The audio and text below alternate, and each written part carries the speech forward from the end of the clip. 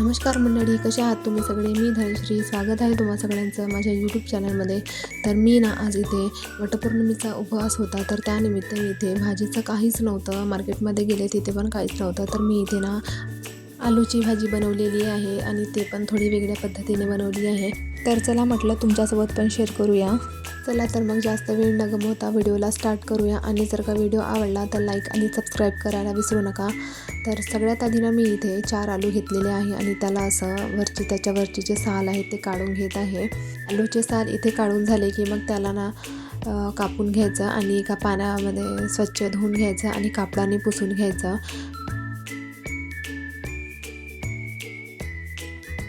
तर हे बघा, मी इथे आलू कापून पण घेतले आणि स्वच्छ धुवून पण घेतले आणि कापडामध्ये ठेवून पुसून पण घेतले.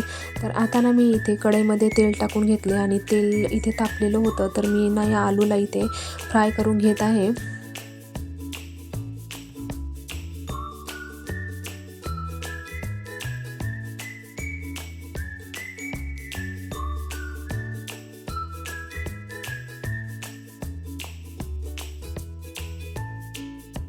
तर इथे आलूला छान असं 5-5 मिनिटांनी हलवत राहायचं, 2-2 मिनिटांनी, नाहीतर आलू खाली चिकटतात कढईला म्हणून.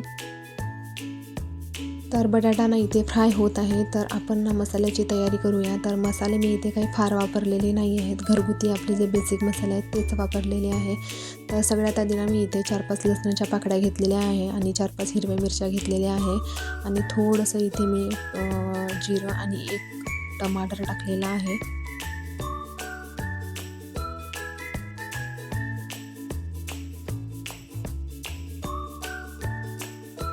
याला आपण आता इथे उबडधोबड वाटून घेऊया मिक्सरमध्ये. तर इथे बघा, मी कांद्याचा वेगळा पेस्ट केलेला आहे आणि हे मिरची आणि जे आपलं लसणाचं वगैरे होते त्याला मी उबडधोबड वाटून घेतलं. आता इथे आलू वगैरे फ्राय झाले होते, बघू शकताय तुम्ही. इथे आलू इथे छान गोल्डन फ्राय झालेले आहे. तर आता हे आलू सगळे एका बाउलमध्ये काढून घेऊ आणि मग नंतर त्याच तेलामध्ये इथे आपण कांद्याची पेस्ट टाकूया.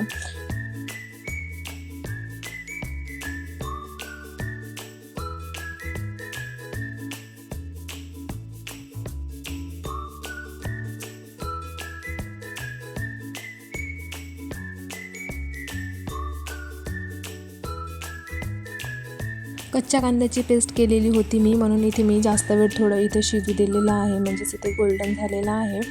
तर कांदा इथे छान परतून झालेला आहे. तर आता आपण जे लसणाचं आणि जे मिरच्याची जे ओबडधोबड पेस्ट केली होती तर ते इथे मी वाटण टाकून घेतलेलं आहे. आता याला 2 मिनिट आपण इकडे तिकडे फिरवू, म्हणजे इथे टमाटर कच्चं होतं, तर त्यामुळे इथे 2 मिनिट आपण फक्त शिजू देऊ.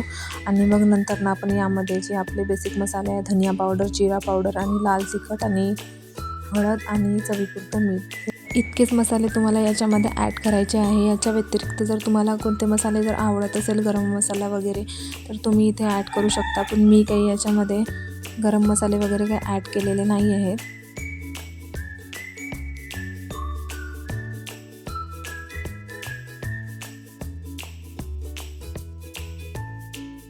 इथे आता सगळे मसाले ॲड करून झालेले आहेत आणि मी इथे टमाटर वगैरे कच्चं होतं, तर 2-3 मिनिटे मी इथे शिजवूनसुद्धा घेतलेलं आहे. तर आता तुम्हाला जेवढी ग्रेव्ही पाहिजे त्याच्यानुसार याच्यामध्ये आता पाणी टाकून घ्यायचं आहे. तर यामध्ये मी इथे 2 ग्लास पाणी इतकं ॲड करणार आहे. तर मीडियम ग्लास आहे त्या ग्लासनी पाणी घ्यायचं आहे. तर इथे 2 ग्लास मी पाणी ॲड करणार आहे.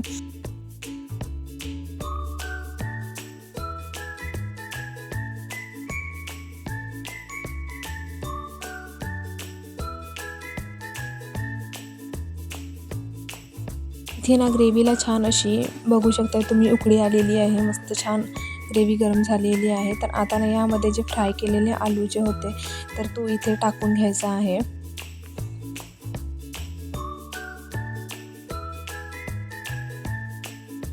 आता 2 मिनिट मी इथे फक्त पुन्हा आलू टाकल्याच्या नंतर इथे ग्रेव्हीला शिजू देत आहे. मग इथे आपली भाजी जी आहे ते पूर्णपणे तयार झालेली आहे. तर रेसिपी कशी वाटली ते तुम्ही मला कमेंट करून सांगा आणि जर व्हिडिओ आवडला तर लाईक आणि सबस्क्राईब करा. तर इथे मी माझं नैवेद्याचं ताट तयार करत आहे. इथे आधीच मी भाजी पोळी वगैरे बनवून घेतलेली होती.